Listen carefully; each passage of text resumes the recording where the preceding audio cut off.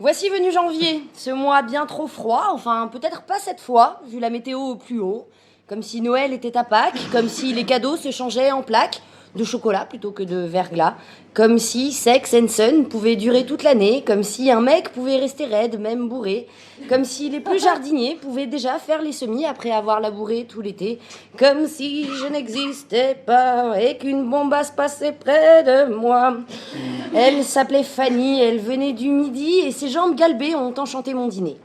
Je l'aurais bien ouverte comme un paquet au papier cadeau bien dessiné, mais il y avait quand même des mômes à tabler. Mais bon, passons, Noël est déjà loin, et non, je ne vous donnerai pas des idées pour le recyclage du sapin. J'aurais bien quelques idées, mais ça pourrait piquer. Ce fameux premier mois de l'année où l'indigestion fait place à l'introspection, où la méritée récréation de fin d'année, après un automne tellement trop chargé que moi, perso, j'ai séché 2 Tetris d'affilée depuis la rentrée, mais me revoilà, hein, salut les gars, vous ne me virerez pas comme ça.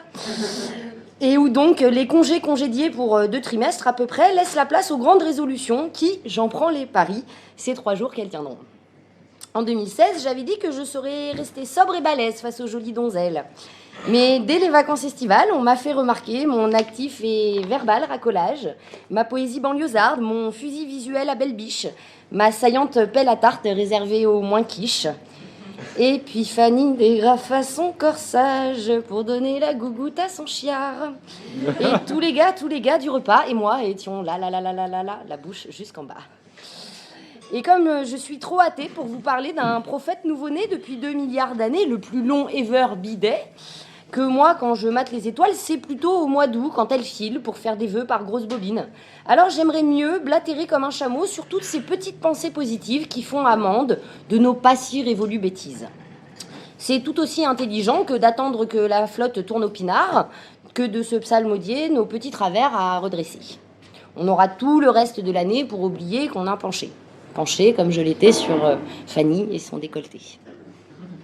Moi, par exemple, j'ai décidé pour la nouvelle année qu'il était temps de déminer ma chambre à coucher.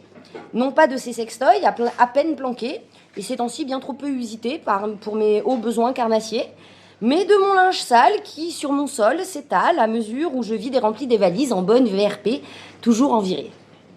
Petite comique illustration que, bon, heureusement, j'ai un peu d'autodérision, ça atténue la sensation de se sentir con. Qu'est-ce qui sent à la fois les pieds, le cul et la foufoune? Un col enroulé en boule. Ouais. Bon, je vous laisse supposer comment Fanny s'est incrustée dans mon cervelet quand j'ai posé cette blague sur le papier. Nouvelle année sans odeur ni bazar, voilà donc ma grande décision qui pourrait dénoter au vu de ce qui va s'entasser. 2017, année de la peste ou du choléra, année présidentielle qui fout les foies au vu des candidats.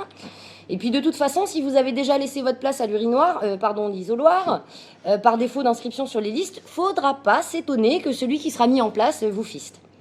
Et pour citer un récent trépassé qui s'y connaissait et qui s'appelait Georges Michel, il va falloir avoir la foi avant de se faire les fesses.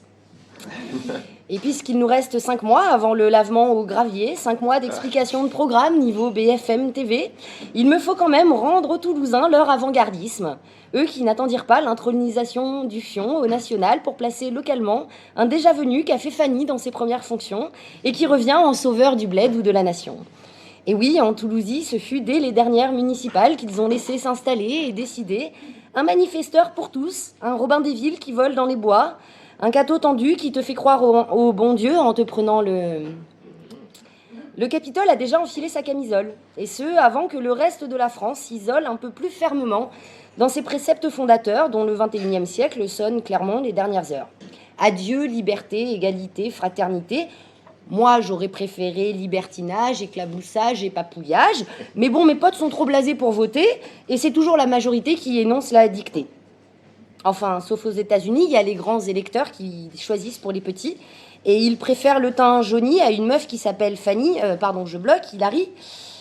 Mais bon, comme Pagnol l'a écrit dans son livre Fanny, tu sais, les folies, c'est toujours pareil. Dès qu'on a ce qu'on voulait, on se demande un peu pourquoi on l'a voulu.